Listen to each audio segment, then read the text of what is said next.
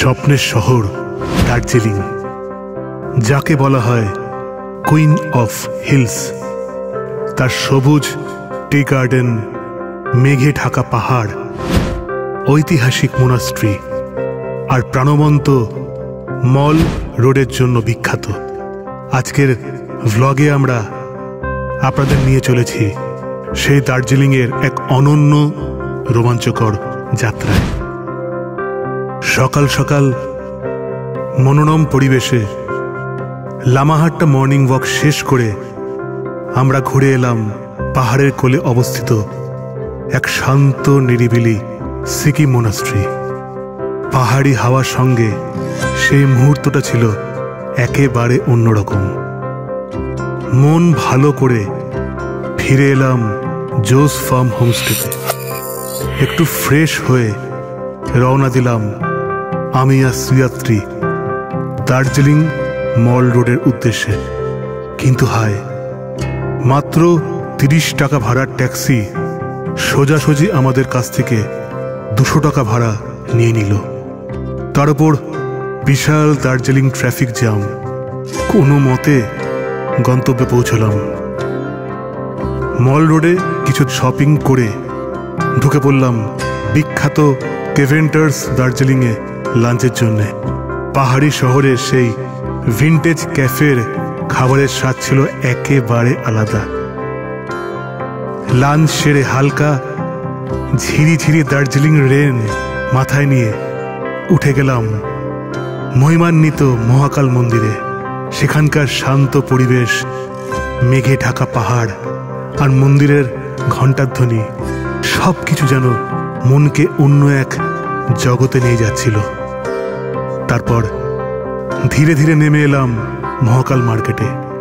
কিছু কেনাকাটা সেরে পা বাড়ালাম ভুটিয়া বস্তি রোডের দিকে। পাহাড়ি পথ ধরে হেঁটে হেঁটে অবশেষে ক্লান্ত শরীরে ফিরে এলাম লেবং ভ্যালিতে। আজকের দিনটা যেন ছিল দার্জিলিং ট্যুরের এক রঙিন অধ্যায়। সকালের শান্ত মঠ থেকে শুরু করে মল রোডের কোলাহল আর শেষে মেঘ ভেজা পাহাড়ি পথে ফিরতি যাত্রা। এইরকম আরও ভ্রমণের অভিজ্ঞতা দেখতে চাইলে অবশ্যই ভিস্তা টেলস ভাইবস চ্যানেলটিকে সাবস্ক্রাইব, লাইক, শেয়ার আর কমেন্ট করতে ভুলো না।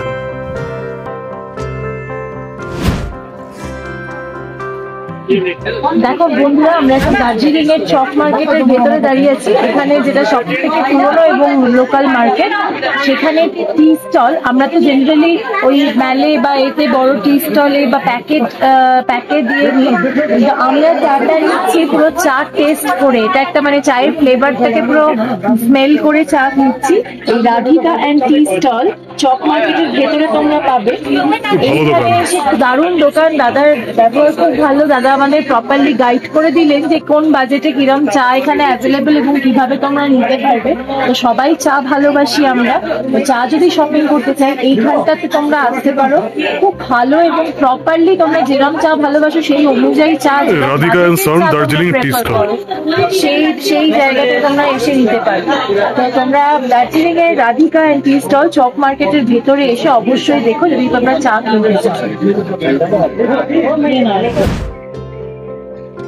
হ্যালো ফ্রেন্ড, তোমরা দেখতেই পাচ্ছ আমরা এখন কেভেন্টার্সে আছি। আমরা এখানে লাঞ্চটা সেরে নিচ্ছি মোকি সসেজ আর এগ ফ্রাই দিয়ে, মানে এগ পোচ আর কি। দুটোর কম্বিনেশন অসাধারণ লাগছে। সব সস টস রাখাই আছে আর এটা বিখ্যাত। এটা আলাদা করে কেভেন্টার্স সম্পর্কে আমার বলার আর কিছু নেই। ভীষণ এক্সাইটেড লাগছে আর পাশ দিয়ে কুয়াশা, হালকা মেঘ ভেসে আসছে, মানে অসাধারণ লাগছে ওয়েদার। এরপরে আমরা খুব শিগগিরই মেলে যাব, মহাকাল মন্দিরের ওখানে যাব। তো ততক্ষণ আমরা লাঞ্চটা সেরে নিই, তারপরে নেক্সট ডেস্টিনেশনে যাব।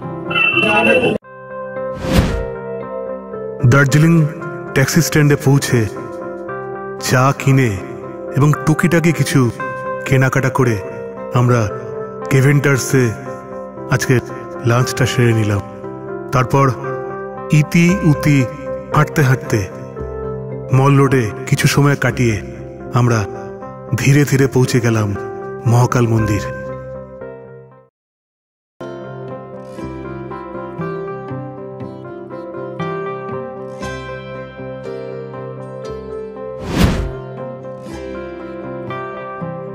মহাকাল মন্দিরের দিকে এগিয়ে চলেছি। এটা মহাকাল মন্দিরে যাওয়ার রাস্তা। চলো মন্দিরটা দর্শন করে আসি।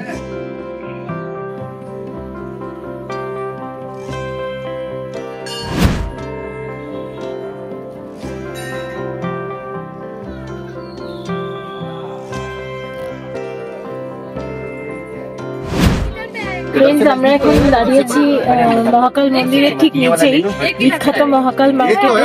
আজকে ওয়েদারের জন্য বা আজকে কোনো কারণে এখানে অনেকগুলো স্টল থাকে, নর্মালি সব ওপেন থাকে। আজকে কোনো কারণে অনেক স্টল বন্ধ আছে। আমি এসে আজকে দেখলাম, এটা একদম কারেন্ট, মানে আজকের আমাদের রেকর্ডিং, আজকে মানডে। জানি না কি কারণে সব বন্ধ আছে, কিন্তু যে যে স্টল খোলা আছে এখানে সবকিছু অনেক রিজনেবল চিপ রেটে পাওয়া যায়। উলেন সমস্ত গার্মেন্টস, তোমরা এখানে এসে শপিং করতে পারো। আর এখানে অনেক গিফট আইটেমসও আছে, বেশ চিপেস্ট রেটে বিভিন্ন রকম ভালো ভালো গিফট আইটেমস পাওয়া যায়। আর এখানে নানা রকম মানে লোকাল মেড উলেন সমস্ত হ্যান্ডিক্যাপ্টের অনেক কিছু রয়েছে। ছাতা খুব ফেমাস, এখানে দারুণ কোয়ালিটির ছাতা পাওয়া যায়। তো আমরা এগুলো সব এক্সপ্লোর করলাম, তোমরাও এসো এক্সপ্লোর করো, খুব ভালো লাগবে। মহাকাল মার্কেট মন্দিরের ঠিক তলায়, পুজো দিয়েই মার্কেটটা একবার দেখে নিও সবাই।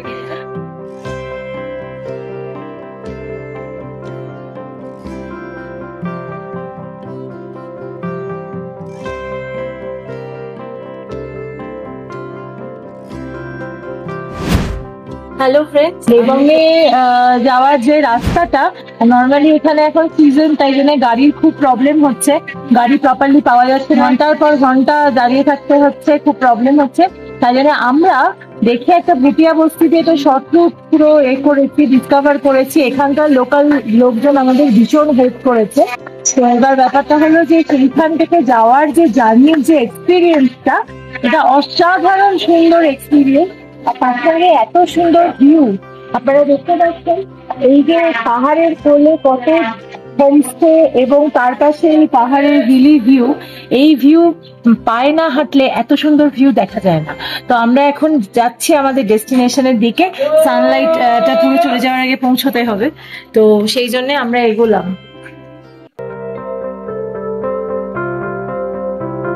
দার্জিলিং এর মহাকাল মার্কেটে কেনাকাটা সেরে আমি আর স্ত্রীযাত্রী সিদ্ধান্ত নিলাম একটু ভিন্ন ধর্মী কিছু করার। শুনেছিলাম যদি কয়েক কিলোমিটার পদযাত্রা মানে হাইকিং রুট ধরে হেঁটে নামি ফুটিয়া বস্তি রোড দিয়ে, তাহলে সরাসরি লেবং ভ্যালিতে পৌঁছে যাওয়া যাবে। কিন্তু একেবারেই বুঝতে পারিনি রাস্তা এতটা সরপিল ও আঁকাবাঁকা গলিপথ হবে। বাদিকে চোখে পড়ল এক পুরনো দার্জিলিং চার্চ। তারপরই খাড়া সিঁড়ি বেয়ে উপরে উঠতে হলো। আবার কখনো এমন সরু গলিপথে হাঁটলাম যেখানে মনে হচ্ছিল আমরা কারো বাড়ির ভেতর দিয়েই চলে যাচ্ছি।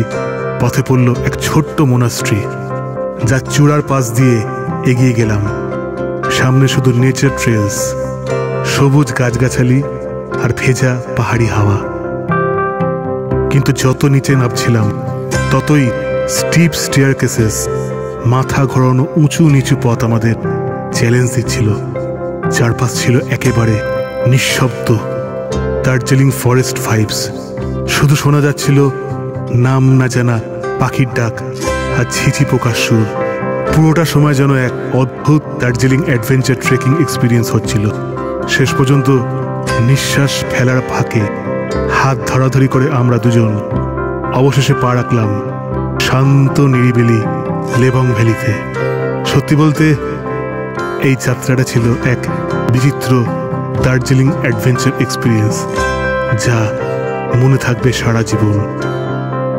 আরও এমন পাহাড়ি ভ্রমণ আর রোমাঞ্চকর অভিজ্ঞতা দেখতে চাইলে অবশ্যই ভিস্তা টেলস 5 চ্যানেলটিকে সাবস্ক্রাইব, লাইক, শেয়ার আর কমেন্ট করতে ভুলো না। হ্যালো ফ্রেন্ডস, তোমরা দেখতেই পাচ্ছ আজকে আমি পুরো একদম এক্সস্টেড, কারণ আমরা মানে আজকে প্রায় 24 কিলোমিটার টোটাল হেঁটেছি। মানে এটা মানে প্যাশনে হাঁটা পুরোটা বললে ভুল হবে, কারণ মর্নিং এ আমরা পুরো হেঁটে মনেস্ট্রি কভার করেছি, কারণ ওখানে যাওয়ার মতন ওরকম আমাদের কাছে এখানে ঠিক গাড়ির মানে অ্যারেঞ্জমেন্ট ওইভাবে আমাদের কাছে আমরা পাইনি, অ্যাভেলেবেলও ছিল না, অত যায়ও না, যেহেতু ওখানে যাওয়াটা মানে রিজার্ভ গাড়ি বা একদম নিজস্ব প্রাইভেট কার না হলে ওই অবধি যাওয়াটা টাফ, অনেকটা হাঁটা। কিন্তু আমরা সেটা গেছি। আর আমি স্পেশালি গেছি তার কারণ হল লেবং এ একটা সিকিমিজ মানে এত সুন্দর মনেস্ট্রি রয়েছে যেটা কিনা লেবং এই আছে অথচ কভার হয় না, এটা মানে আমার কাছে খুব ইয়ে ছিল। আর মনেস্ট্রিটাতে গিয়ে মন একদম ধন্য হয়ে গেছে। যাই হোক, আর মনেস্ট্রির পাশাপাশি আমরা দেবীমার একটা মন্দিরেও গেছি, সেটাও ভীষণ ভালো লাগলো, একটা গুহার মধ্যে, ওটাও আমি ব্লগে শেয়ার করেছি। আর আর সেটা তো গেল সকালের ঘটনা। এবার নেক্সট আমরা যেমন বলেছি যে রেডি হয়ে আমরা লাইভও করেছি, ছোট্ট করে দিয়েছি পাইন ফরেস্টে। তখন আমি বলেছিলাম যে দার্জিলিং এ গিয়ে মেলে যাচ্ছি, আমরা খুব এক্সাইটেড ছিলাম। ওখানে গ্রিনারিসে আমরা মানে এসব স্ন্যাক্স কিনেছি, এই যে কুকিজ, এই যে দেখো এগুলো নিয়ে এসেছি গ্রিনারিস থেকে আমরা, ওখানকার ফেমাস এগুলো প্যাটিস, কুকিজ, তো সেগুলো এখন খাচ্ছি। যাই হোক, আর ক্লেভেন্টাসে আমরা করেছি, লাঞ্চ সেরেছি, তো সেসব তো খুব ভালো লেগেছে।